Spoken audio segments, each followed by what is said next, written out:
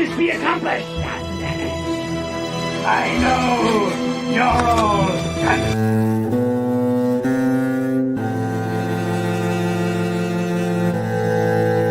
As a man, I'm flesh and blood. I can be ignored, I can be destroyed, but as a symbol,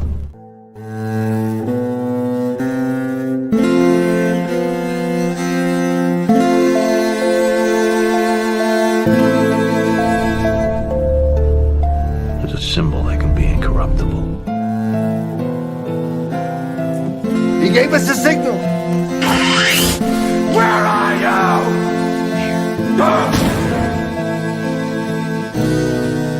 Something elemental, something terrifying. Well, hello. Welcome to the 26th episode of CaveCast. I'm Sammy Threepeat. And it looks like I might be flying alone today, but that's okay because this is going to be a quicker one. As you guys know, my grandmother just passed, so I don't really have too much time to spend on this one, although this is going to be a fun one. We're wrapping up the golden age today, so we have a couple of characters. I sent out some invites, so we might get some people popping in, but if not, no big deal. I just wanted to go over some noticeable golden age characters. Not a lot to say about them. Some of them are one shots. Some of them kind of evolved to be more fourth tier bad guys, kind of, like D tier. And some of them never showed up again, and rightfully so. But this is going to be wrapping up the CaveCast. Well, I guess if it's just me, I can kind of just go like this.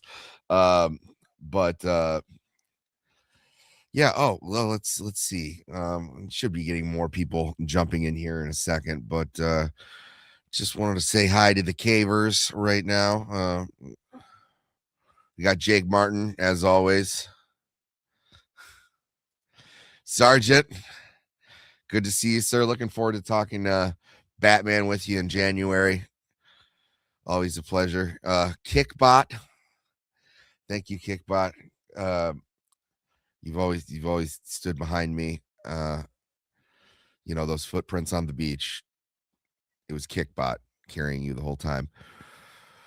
Yeah, just me. I guess I'm flying solo. I did send out some invites, but who knows? That doesn't really matter too much. So let's start out with a golden age character that I believe only showed up 2 times.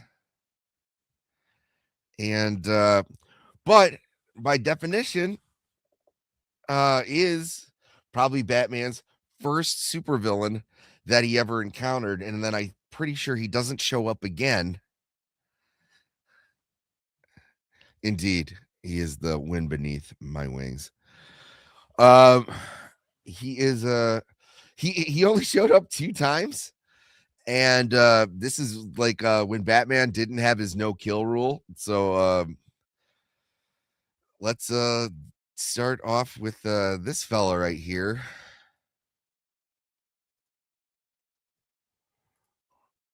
Dr. Death. Dr. Death, or Carl Helfern, is a supervillain appearing in publications by DC Comics, primarily as an enemy of Batman, created by Gardner Fox and Bob Kane. So primarily Gardner Fox.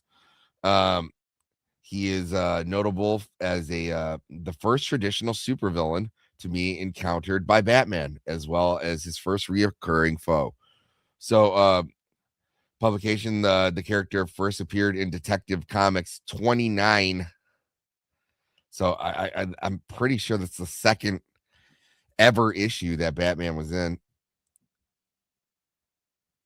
So, oh no, it's okay. That was 27. So sorry, I was off by an issue. But he shows up in 29 and 30. It's an issue of dispute, leaving the creator of Dr. Death uncertain. Batman creator Bob Kane is officially credited as the scriptwriter of these issues, although Gardner Fox, the scriptwriter, of Detective Comics 31 to 32 claimed authorship. And if we know anything about Bob Kane, as he likes to steal shit. But you know, one thing that he hadn't stolen is Ice Bane. Ice Bane! Ice Bane! Born in a prison, you get dubbed insane. Born in a... Yeah, we don't have to listen to the whole fucking thing. But interesting character. Looks nothing like this in his first appearance. He's just a regular dude. But so fictional character biography. In his first appearance in Detective Comics number 29, Dr. Death developed a lethal chemical agent from pollen extract and plans to use the poison to extort money from wealthy Gotham citizens. He assisted by a large East Indian manservant, Jabba, and we'll get to Jabba in a second because that's one of Batman's first kills. Is he swings in and he breaks Jabba's neck. Jabba peeks his head out the window, and Batman swings down on his rope and just snaps his neck. He decides to eliminate Batman and threatens to kill someone unless Batman stops him. Batman defeats his two henchmen, but is wounded when Jabba shoots him, though he escapes using a gas pellet. He then gets Dr. Death's base, meeting him in his lab to chase him around the building. To evade capture, Dr. Death ignites chemicals in his laboratory, presumably killing Jabba and himself in the resulting explosion. Hi, Scooby Pop. Good to see you, my dear. Dr. Death next reappears in the following month in Detective Comics number 30 with the new accomplice, a Cossack named Mikhail. Dr. Death is successful. Is this time successful in claiming his victim in his extortion scheme, but discovers the widow that the poison man lost his fortune in the Great Depression. So Batman intervenes in the plot, following Mikhail to the back door of the base. Upon apprehending the doctor, he discovers that his face has been horribly disfigured and giving him a brown skeletal appearance. So yeah, he looks like a normal guy. Then he got blown up, and that's nothing. You don't hear anything about Dr. Death till like a couple more decades. So yeah, till 1982. So 39 all the way to 1982, this character was on ice. Boosh McFadden. Everybody's favorite Boosh McFadden. Everyone say hi to Boosh. He's a good buddy. Friend of the channel, one might say. But so he doesn't come back until the Bronze Age. Several decades absence, writer Jerry Conway, another great writer for DC Comics. But yeah, he's a co-creator of Punisher. Plenty of great contributions he's made to comics. Although I'm pretty sure he is responsible for the Spider-Man Ben Reilly clone. You guys can do with that what you want. So he was reintroduced in Batman 345 and Detective Comics 512. Conway's story is an update on the original 1939 tale. In this version, Dr. Death is depicted as a paraplegic, but his deadly gas gimmick remains the same. He is assisted at this time by a manservant named Tago. Why they changed that, I can't say. People just liked it better that way. All right. Modern age. That's when he starts looking like this. In the new 52 continuity reboot, Dr. Death is a disgruntled former Wayne scientist who created a serum that causes uncontrolled bone growth. and possesses a skeletal appearance due to testing it on himself. He is killed in a battle after being affected by the serum. So that's pretty much it.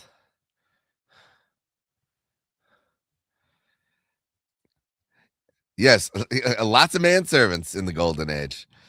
It was kind of a thing. Well, manservants. Batman had a butler. Um, you know, yeah, but he's bald. He's depicted as a gnome-like man. I guess we skipped the modern age. It doesn't really matter. He's kind of a nothing character. Great name though. Great Golden Age name. Dr. Death is you know, pretty standard supervillain or supervillain fodder. Nothing really more to add. But he is Batman's first quote unquote supervillain. So got that going. Can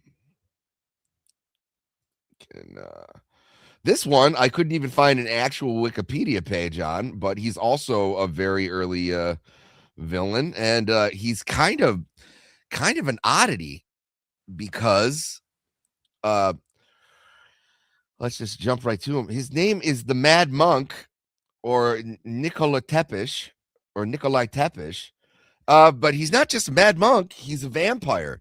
So very early on, Batman was fighting like the supernatural. So let's see, do they have like when he shows up? Batman or Detective Comics 31. So this is also 1939. Let's see, we can zoom in a little. Show you what the dude looks like here. But before he's just kind of got this hood on. But yeah, he can only really got anything from the first story that he's in. He eventually yes, like Vlad Tepes, who is better known as Dracula. But also, Dracula exists in both Marvel and DC continuity. So a lot of those public domain characters do. I'm pretty sure Robin Hood exists, Sherlock Holmes exists. They just don't get used often because like no one gives a shit, to be dreadfully honest. So yeah, not much to the description here. Like I said, this one's going to be kind of quick. We're just doing wrap ups. Not a lot of these characters are very notable. I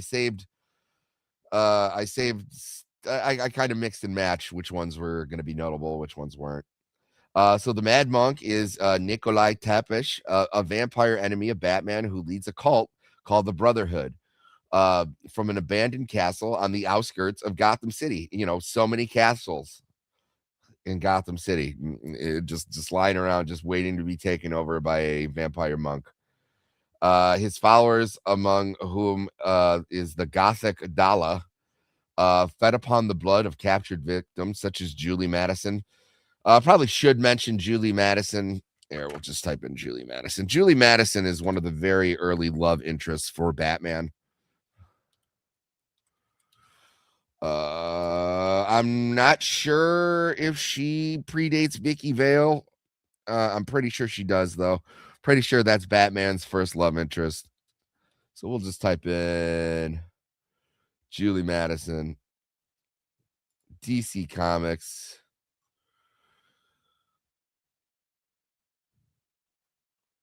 Oh yeah, okay. So yeah, so just Detective Comics 31.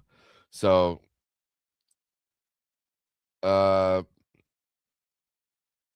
Gardner Fox, Bob Kane, Sheldon Moldoff.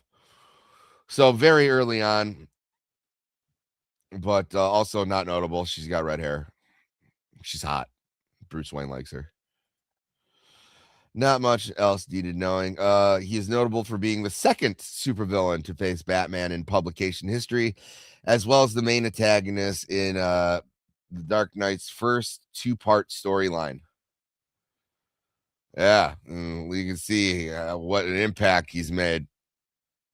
Okay, apparently he comes back in Blackest Night. We got anything? Okay. That's why I never use these sites. They're shit. Moving on. One I think that we all know and has gotten much more popular over the years is Deadshot. Deadshot is a supervillain in American comics. He's 59 or Batman 59, so June 1950, tail end of the golden age.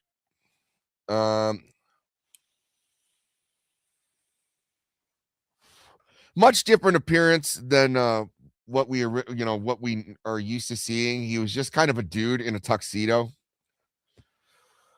But he was a trick shooter. He could make these and gun for hire. He could make these amazing shots that no one else could.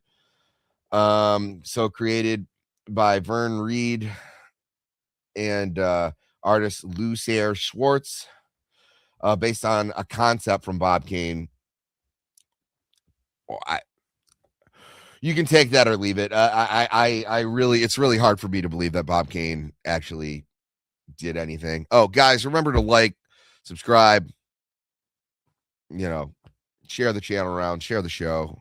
If you want to pass this around on X, that'd be, I thank you for it. Hello, Selena. We are just wrapping up the rest of the Golden Age villains. So we're just seeing what's going on. But like I said, most of these guys, there's not a lot to get to. But this is actually a character who has ended up getting like a resurgence and more of like a mainstay, a lot more respect than usual. He's more like affiliated with the Suicide Squad than anything else. So he in 1950 introduced as a gun-toting criminal in a tuxedo and a top hat and a domino mask. Deadshot was originally intended to be a one-off villain to the superhero Batman, but writer Steve Englehart and artist Marshall Rogers revived and redesigned and popularized the character in Detective Comics 474, and that's 1977. So in the Bronze Age is when he really gets his glow up here, and that's the case for a lot of Batman villains. The Bronze Age and like the early modern age 90s and everything. It's really when you start to see like these characters blossom and become the ones that we know today. And then Marshall Rogers, handsome devil, also a talented comic book artist. Let's see. Yeah, it's this in 1977, which featured the debut of his wrist-mounted guns and rectal emblem and mask with built-in targeted sight. He seems he has since become Deadshot's motif. This revamped the depiction of the character has endured as one of Batman's most reoccurring enemies, belonging to the collective adversaries most known up as the Rogues Gallery.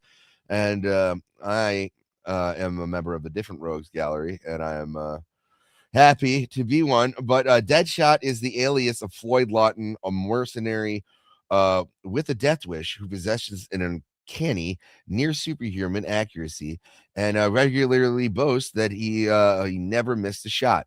Regarded as the greatest marksman and one of the deadliest assassins in the DC universe, Deadshot has come into conflict with various heroes, including Batman, Green Arrow, and the Justice League.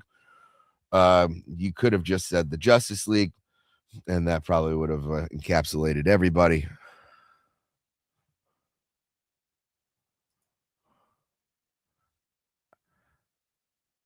I don't know what you mean. Sorry, Booch, I don't know what the fuck you're talking about. The character has also been depicted as an anti-hero and a core member of the Suicide Squad task force of supervillains coerced by the U.S. government into executing Black Ops missions and neutralizing more dangerous threats in exchange for reduced prison sentences and, in Deadshot's case, support for his estranged daughter, Zoe.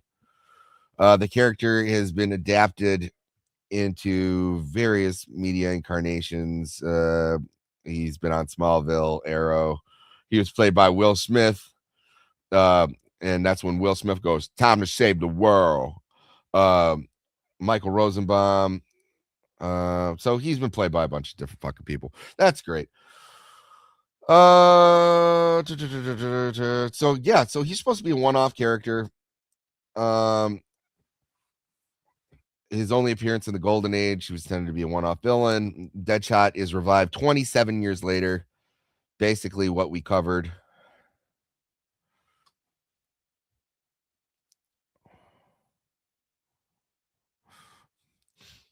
Oh, okay, my bad. I got a bit of a stuffy nose, so I don't know. What are you gonna do? Will Smith's Deadshot was a righty, but they put the rectal on his left eye. Might be overthinking that. I don't know. You know, I'm a right-hander, but I used to bat left. You never know. No, I'm a righty. My dominant eye is on the left, so I don't know. Maybe that's why he had the rectal to begin with. Now you got me overthinking it. Also, welcome. Yeah, we're flying solo today. It's no big deal. NBD, because like I said, we're just trying to wrap up these characters. I was never really planning on giving Deadshot his own episode anyway. But so yeah, so he wasn't much, but let's get into his origin. In his debut appearance, Floyd Lawton is introduced as an independently wealthy man with a trusted staff member and valet named Stevens. All right. Gotham's wealthier citizens included Batman's alter ego, referred to Lawton as someone new to Gotham City. You know, some of that new money. Following his recruitment to Task Force S, Lawton's past is further explained by a therapist, Dr. Marnie Hares.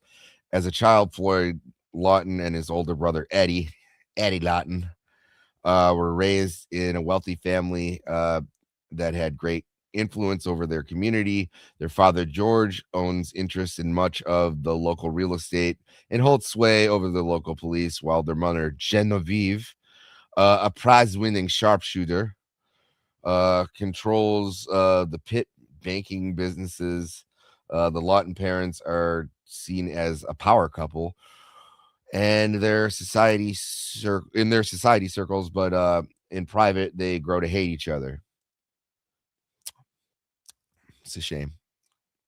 I thought they were going to stay together forever. By various accounts, Floyd is repeatedly judged by his parents for not matching the achievements of his brother in academics and sports, and leading the younger Lawton child to act out in various ways. That's why you got to love your kids even. You got to hug that mediocrity out of them. Don't be a snoot. Can't just be like, "Oh, you'll never be like Eddie," because, you know, Floyd's not going to take it very well. When Eddie is in his mid-teens and Floyd is around 12, Genevieve tells her sons about her husband's infidelities and many abuses she suffers under him, then asks the boys to kill George. Floyd attempts to warn George. Sorry. I'm just kind of clicked in where like my mom sits me and my brother down and was like, "Hey, your dad's kind of a dick. I know that I'm a famous sharpshooter, but I'm going to need one of I'm going to need either my 15-year-old or my 12-year-old to do it." Women and accountability. It's unbelievable. Although one's in the chat for Genevieve, would you? Floyd's mom? No, nothing, because there's no picture of her. She's probably hot though. They did say power couple. Let's see. Floyd attempts to warn George, but Eddie locks his younger brother in the nearby boathouse and then locks the doors of the family home so no one can enter and intrude on the killing. Floyd escapes, grabs a hunting rifle, climbs to a nearby tree and gets the better view through all the windows of his family home. Seeing Eddie enter the house library to shoot his father, Floyd fires the rifle, hoping to disarm his brother, but the tree branch suddenly gives way, throwing off his aim, causing Eddie to shoot, causing him to shoot Eddie, just as his elder brother shoots his father. Eddie's aim was thrown off, leading the bullet to shatter George's spine.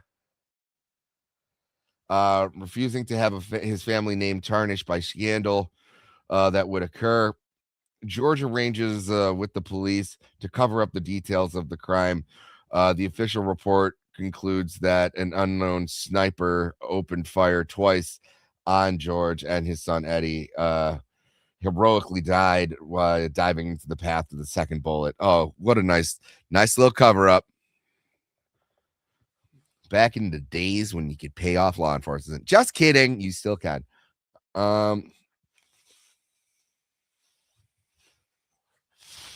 Just kidding. Happens all the time. Look at Minnesota. Yeah. As a punishment for her efforts, George refuses to divorce Genevieve and instead forces her to live on a limited allowance in isolation in another smaller house, the Lawton zone on the outskirts of town.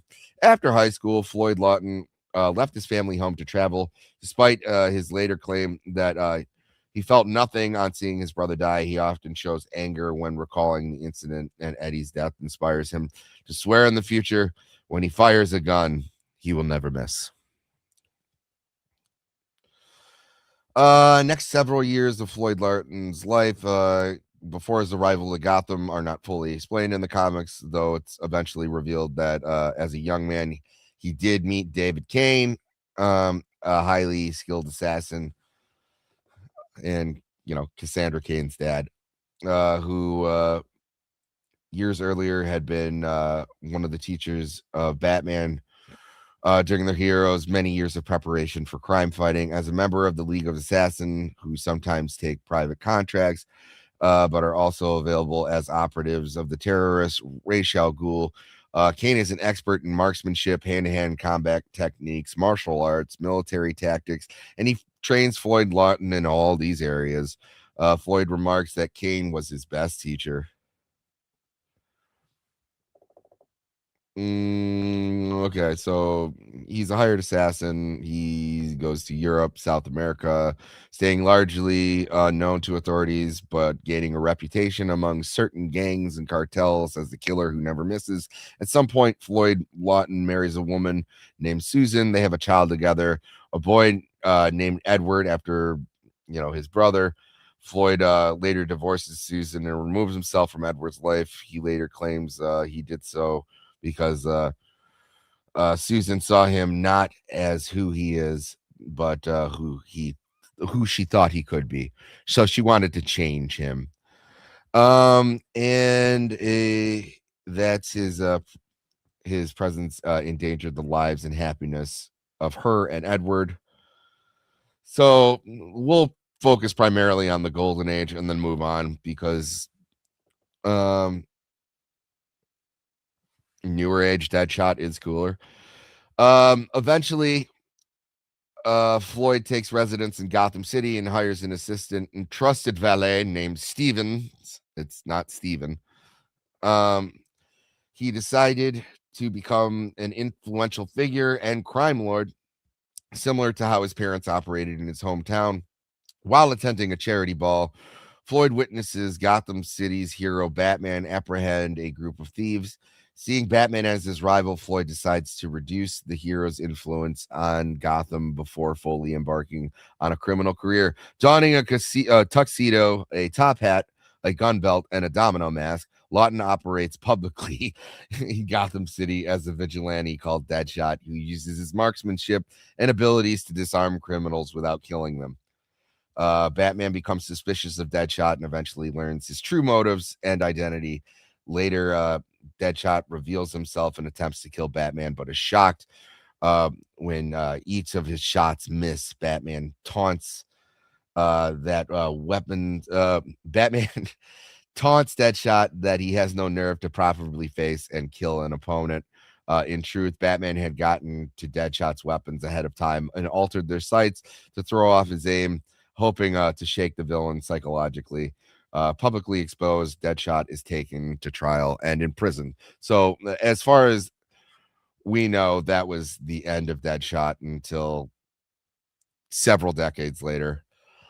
Let's get to one of the dumber villains, who I believe is a one-shot villain, but he is important for one reason and one reason only. The Penny Plunderer, Joe Coyne. He's a Golden Age hero or a Golden Age villain. Basically, all you need to know is he captures Batman and he tries to squish him with a giant penny, and that giant penny has remained in the Batcave ever since. So even though that they've never used this villain again because his motive is to steal pennies, and I think he fought with pennies.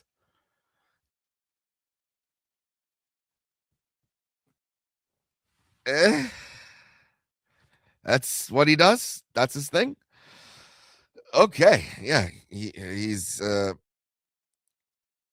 definitely not as cool as El Gaucho. For what's right.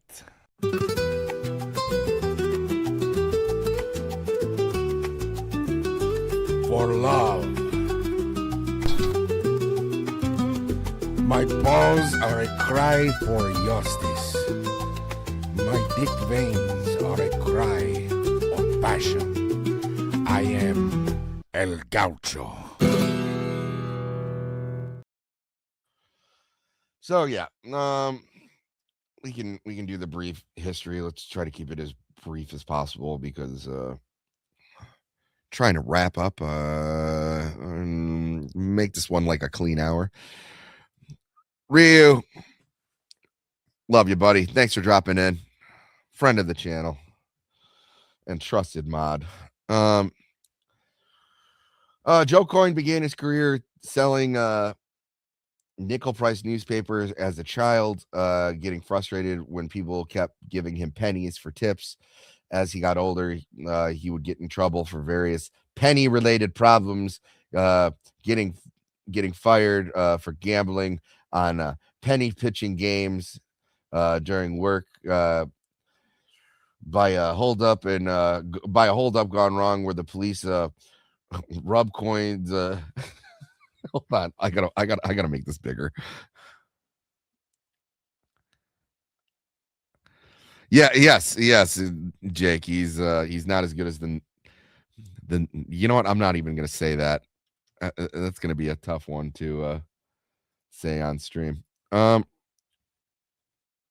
make that a little bit bigger. In a holdup gone wrong where the police rub coins failure by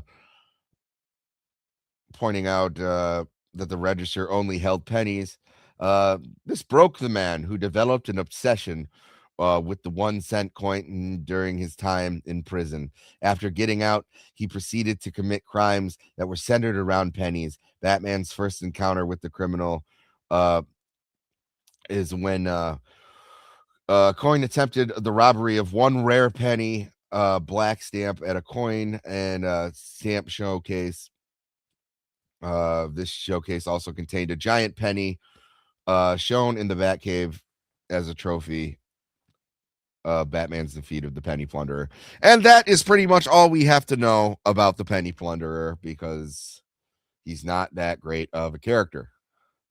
But a character who was meant to be kind of like, he was originally meant to be the anti-Batman, and he ended up just kind of being like, I don't know, like C or Teal. I'll see what the chat has to say. What do you guys think about Killer Moth?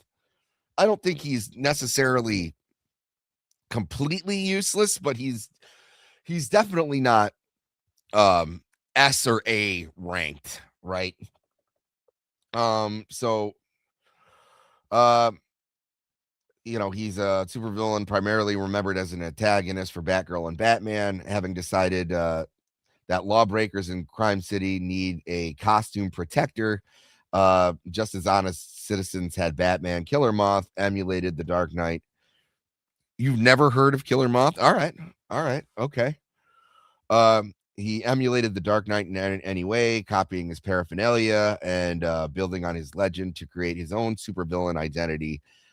He eventually came to be to resemble a dark image of Batman, even adopting an alter ego as wealthy philanthropist, similar to Bruce Wayne. Moth is motivated by greed rather than justice, and only serve the criminal underworld for a price. His bizarrely ingenious weaponry. He even has the Mothmobile modeled on Batman's Batmobile, and incapacitating cocoon gun did not protect him from the constant defeat at the hands of Batman. So let's just get into early career. Okay, well, I mean, this is Killer Moth, and he's been around since 51. So at the tail end of the golden age. Well, we'll cover Firefly, but not on this episode. Unless, hold on, let me check when Firefly actually came out.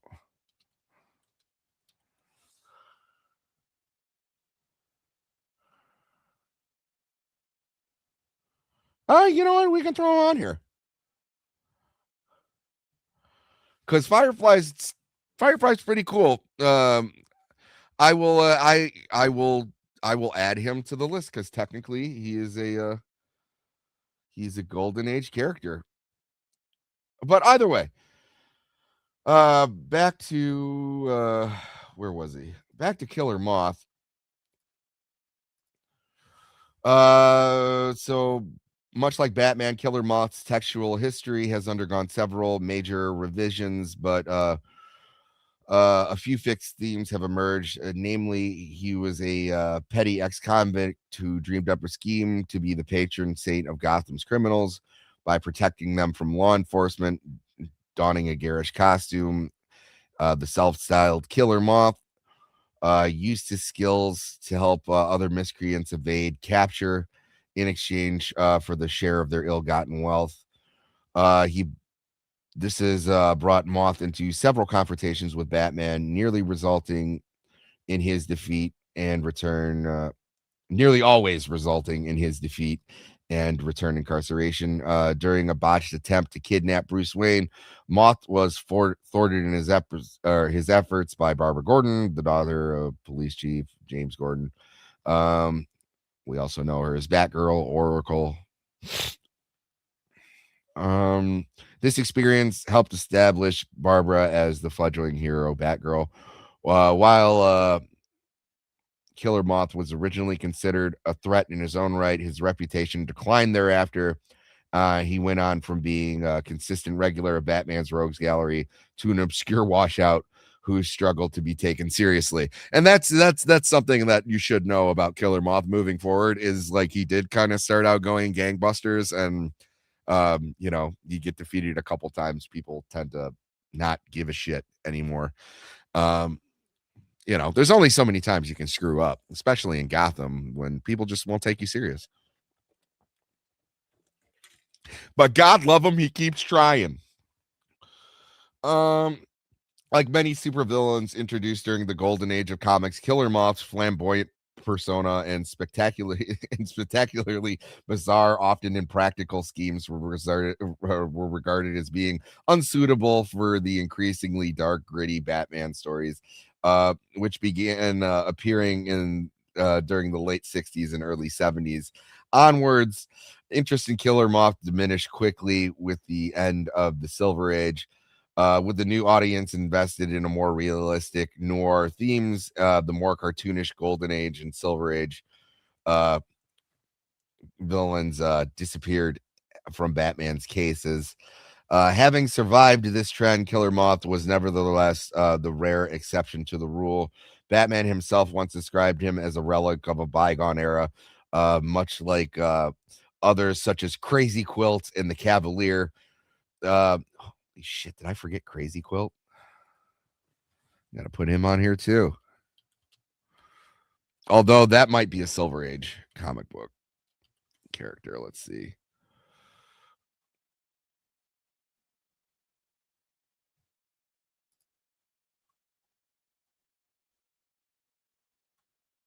No, Crazy Quilt is Crazy Quilt's golden age. We're gonna have to talk about Crazy Quilt too. Oh, this is growing. This is growing. This might be a bigger one than I thought. Either way, uh,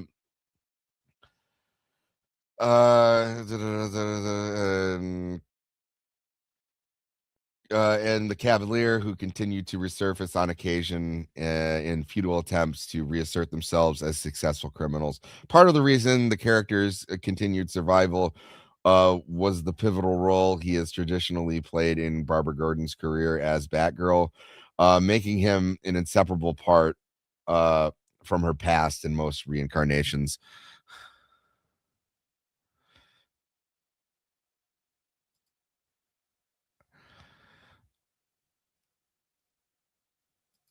You know what? That would be a wonderful one-off story where Killer Moth and Firefly keep crashing into each other.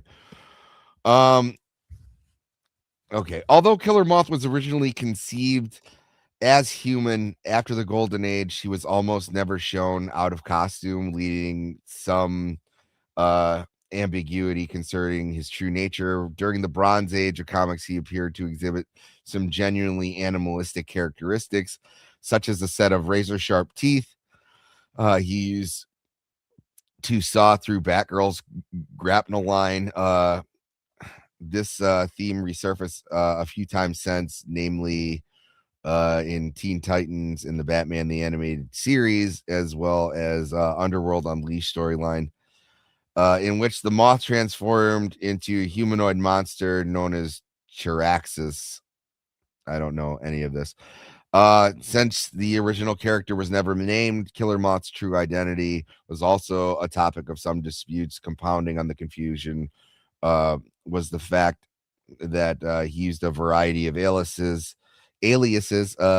Moth was alternatively referred to as Arthur Legend, Cameron Van Clear, Lazio Flurenbach, and Drury Walker.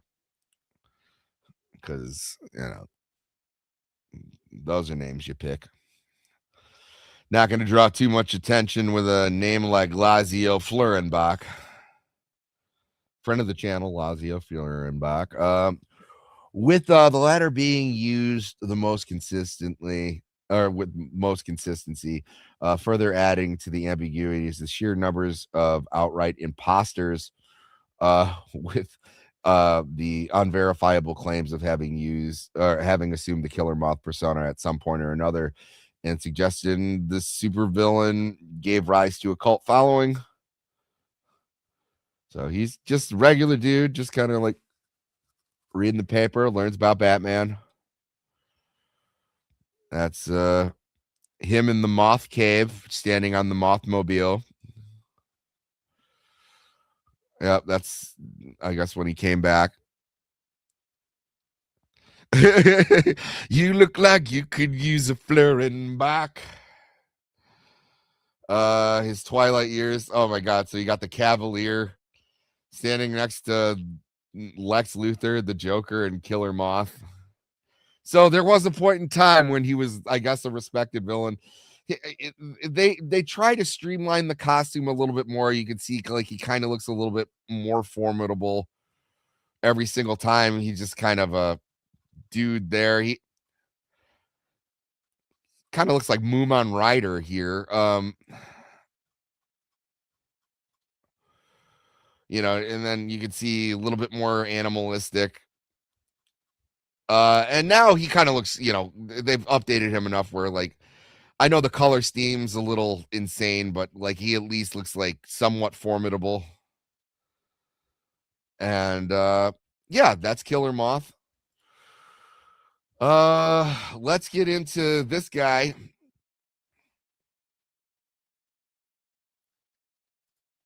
Me too. Actually, it's been a while since I got a Shiner back. Cavalier. This guy basically is just a dude who dresses up like a musketeer and commits crimes. Not really much to say. Um, oh, despite his criminal tendencies, purports the man of gallantry and honor. Mortimer Drake is confirmed homosexual. Not shocked. But having been closeted relationship with fellow villain Captain Stingray. I don't even know who that is. Okay, so another like pirate character. So these two like pirate looking characters are like gay for each other. But his brief successor was Hudson Pyle, a stuntman turned vigilante. But like that's really all there is to him. But he debuted in Detective Comics 81, 1943. So like, yeah, that's him. Hey, Joker voice. It's all right, buddy. Don't worry about it. You just enjoy taco night. And we'll get you back on here soon. Okay, so like I said, there really is nothing to these characters. Let's move on to some other dumb characters. Tweedledum and Tweedledee. So they are the cousins of the Tweed brothers, Dumfrey and Deaver Tweed, who also have also been around for quite some time. So, you know, they've been around since 1943. So but they're basically the same characters. They're just kind of like, yeah, Deaver Tweed and Tweedledee, also known as Tweedledee and Tweedledum.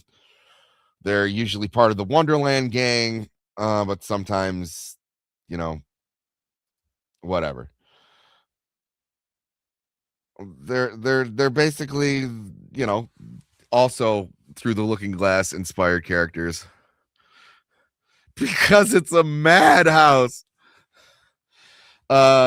There's really nothing. They're Alice in Wonderland inspired characters. They usually work with the Mad Hatter. Sometimes they work alone. That's about it. This one, guys, it's pretty self-explanatory on like why this one is named who he is and why you've probably only seen him show up once. Mr. Camera, the guy with camera eyes.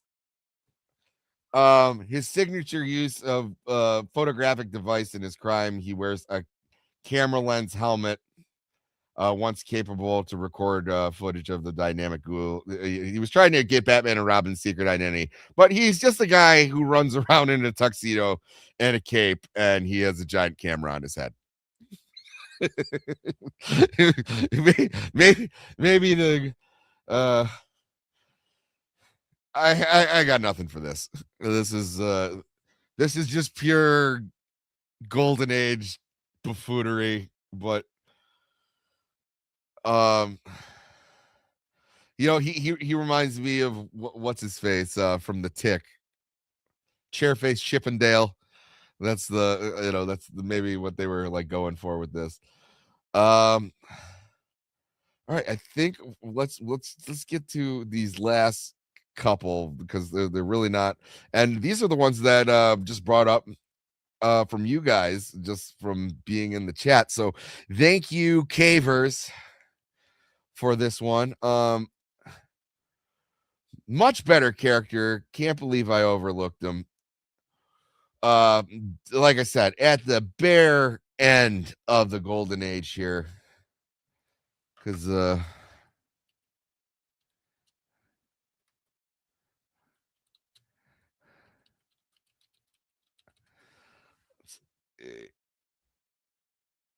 yeah, so the golden age is from 38 to 56. This bad boy came out in 52. Firefly. Garfield Lens. He's a supervillain, obviously. But he's he's a sociopath and like pyromaniac who like flies around. So it's actually a pretty great concept because like he's like hell from above. And surprisingly, he doesn't I don't think he gets enough talk. I think he'd be a better he should get more love. What's up, Pouty? You ready for some news in tomorrow? Yeah, so and one of the best names in comics, Dick Sprang. So Detective Comics 184, June 1952. He's portrayed as a criminal who utilizes lighting effects to commit robberies. Firefly was later imagined as a sociopathic pyromaniac with his compulsion to start fires. Oh, okay. So he wasn't cool until after Crisis on Infinite Earths, which makes a lot of sense. But ever since then, he's endured as Batman's one of the most recurring enemies and belongs to the Rogues Gallery. So he's been in various things, but he's on the Arrowverse. He is in the Arkham video games. But that's how he originally looked. So pre-crisis, Garfield Lins was a down and out special effects expert whose plan to rob. So okay, I just want to reiterate, this is how we know the character. So whoever gave him that glow up, God bless him, because this is so much cooler than this. So he's basically like a gayer version of Mysterio. He was a down and out special effects expert whose plan to rob a theater by faking a fire was foiled by Batman and Robin as Lins fled the scene. Batman and mistook a distant Firefly for Lynn's lit cigarette and gave chase in the wrong direction. Lynn saw this as a sign of fate and became the Firefly, a costume criminal with various lightning effects and optical illusions during heists. So it's kind of really all we got. Yeah, that's for sure pick me cosplay. Okay, following Crisis on Infinite Earths, Firefly is reimagined as a darker and more violent character after being taken away from their abusive parents. Garfield Lins and his sister Amanda grow up in the Saint Evangelina orphanage. Unlike his sister, Garfield is a problematic child whom nobody wants to adopt. As an adult, Lins becomes a pyrotechnic and special effects expert in the film industry before falling victim to poverty and becoming a criminal. Lins becomes a professional arsonist known as Firefly and allies with Killer Moth in an attempt to kill Batman and Robin. So, there is a Batman, or there is a Firefly Killer Moth team up. Their alliance falls apart, sadly, when Killer Moth realizes that Firefly's madness and fears for his own well-being. The two villains are taken into custody in Batman Nightfall. Firefly escapes from Arkham Asylum and attempts to burn all of the places he lacked the privilege to go to as a child. After successfully destroying a pier and a theater, Firefly is stopped by Batman, and as he tries to scorch the Gotham Zoo. Damn, you're going to scorch the Gotham Zoo? Those animals didn't do shit to you, Garfield. Asshole. In an attempt to burn Gotham to the ground, Firefly is scarred in a chemical explosion and designs a fire proof battle suit to protect from further incidents. So yeah, quite the glow up. I really wish I knew who redesigned this character because oh, never mind. Firefly depicted in, well, I don't know if that's actually, I don't know if that's the redesign, if that's when that happened, because it's post Crisis and Nightfall was before 1995. So I don't know. All right, we can wrap it up with this guy right here. I know this is going to be a shorter episode, but unfortunately, I do have things to do with my family today, and that's okay. Because I don't know how much more we were going to talk about these characters. Maybe Deadshot we can revisit. We'll revisit like the glow up, and maybe we'll talk about Firefly again. But I need to see this one more time. I mean, let's just zoom in on this real quick, just for everybody, just so we all can one more time. Look at that. Look at that guy. Oh, hey, calm down. And then we can let's go to this bad boy right here.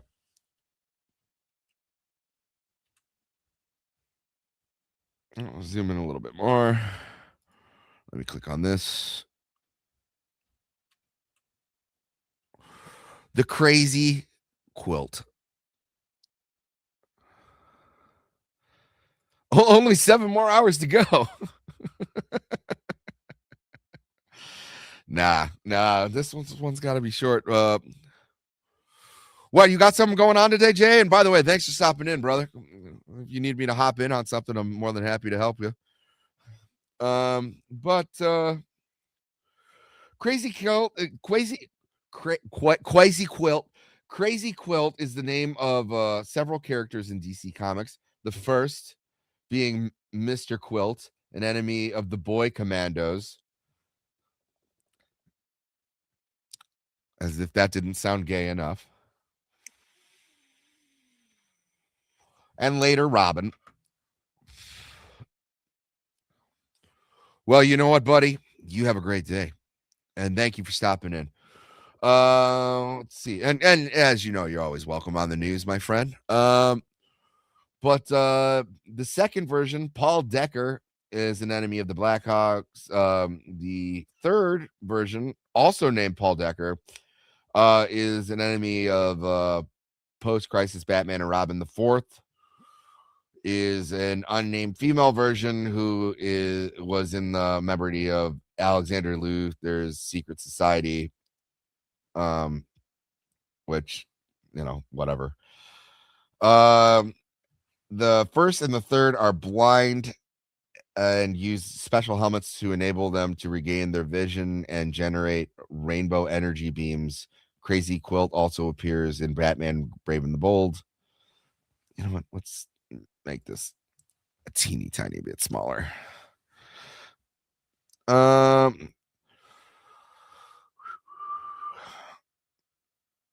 Publication history. Mr. Quilt, the original Crazy Quilt, first appeared in Boy Commandos 15 in May of 46. He was created by Jack Kirby.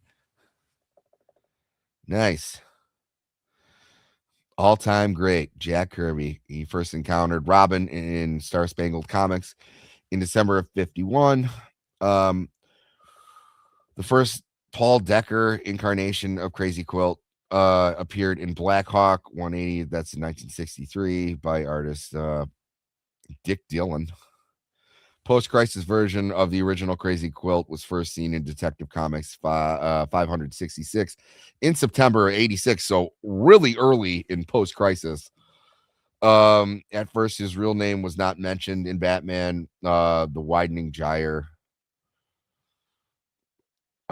which is February in 2010. He was given the name Paul Decker rather than Mr. Quilt. And if anyone knows who wrote The Widening Gyre, that was Kevin Smith. So I don't like regarding anything that Kevin Smith contributes to comics, because he is a sellout, a crybaby, and a bitch. So I don't know if I think that counts. I'm gonna press doubt. The unidentified female version of Crazy Quilt first appeared in Villains United in August 2005 and was created by Gail Simone and Dale Eaglesham.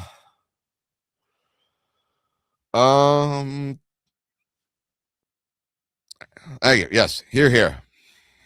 Rival.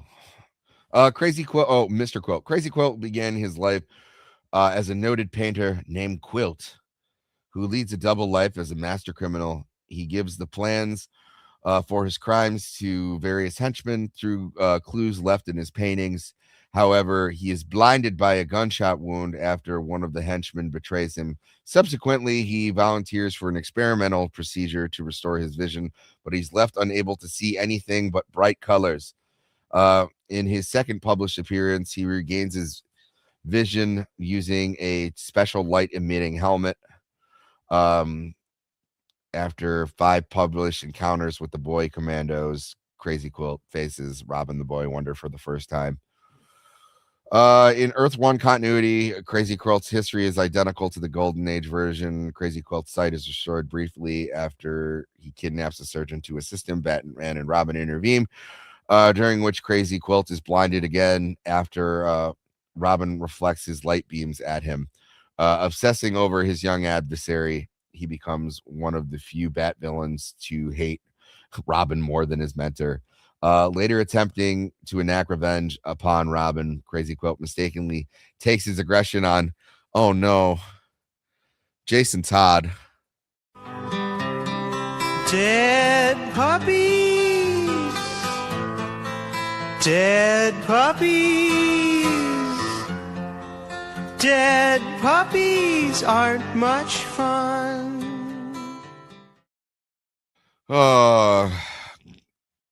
Gone, forgotten, and then brought back. Jason Todd, forever in our hearts. He later fought Jason Todd again after knocking Batman unconscious. One more. I just want to make sure. I want to make sure the Raggedy Man is not a Golden Age character. Okay, thank God. He is not. So, yeah. So what do you guys think? Some of these characters have endured or are cool, and most of them are just kind of throwaway. Batman really didn't, besides the big ones that we have covered. And let's not forget, let's do away with these. Let's put me back up top here. We're just going to go through a couple of different ones that we have covered in the Golden Age here. And, you know, we had the Riddler, we have the Penguin, we have Catwoman, we have Two-Face, we have Clayface, Hugo Strange, and the Mad Hatter. So, you know, there's definitely a great foundation for his core rogues gallery, but these guys were just the ones who either, you know, sort of made it, don't have the level of fame. Okay, you can argue that Mad Hatter could have just made this list, but I don't know. His history got so bonkers that I just felt that it merited an episode. I don't think Firefly really is as cool as the character's new design is. I don't think he merits the same respect that like, you know, Mad Hatter has gotten, and he, you know, definitely I would definitely say that I think we've done it. Dr. Death, like I said, has only made 4 appearances since his inception.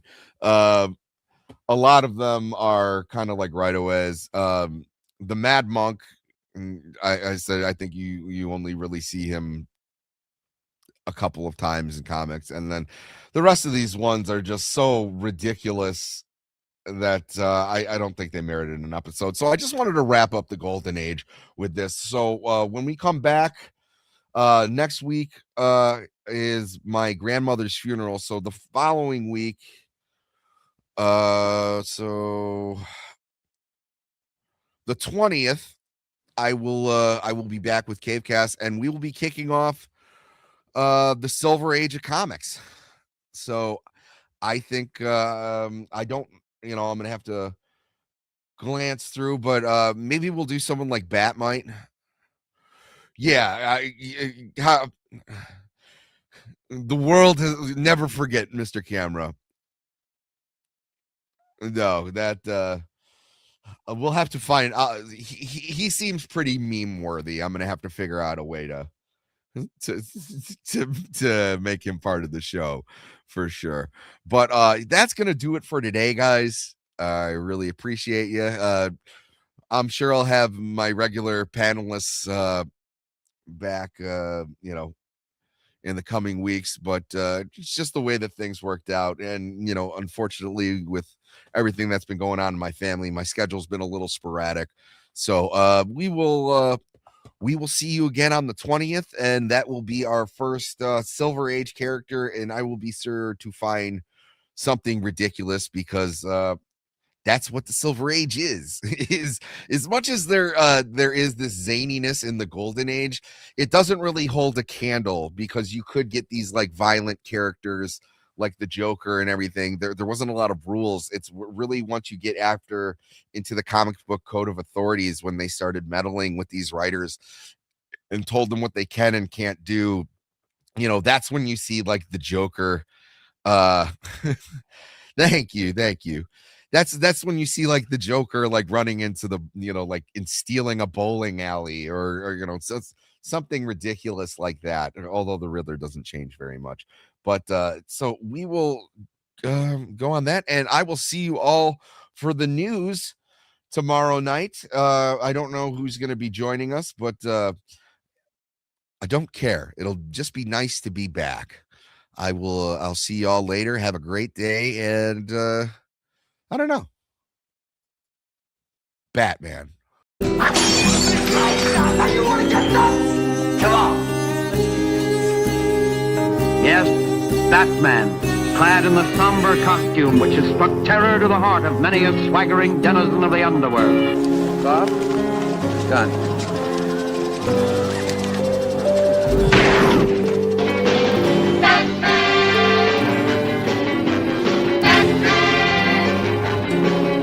Holy CinemaScope! Holy miscast Batman! Holy movie moguls! Holy cliffhangers Batman! Holy suborbit Batman! It's raining down there! Big history! Holy catastrophes Batman! Holy bullseye Batman! Holy stereo! Listen to this! Holy armadillos! Holy Krypton! Holy trampoline! Holy fork in the road! Holy Titanic Batman! Holy Houdini! Holy funny bone the Joker! Holy chutzpah! Holy precision! Clockwork!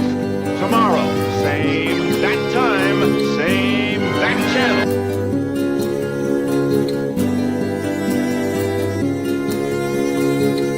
The monster who took you from me will soon learn that revenge is a dish best served cold.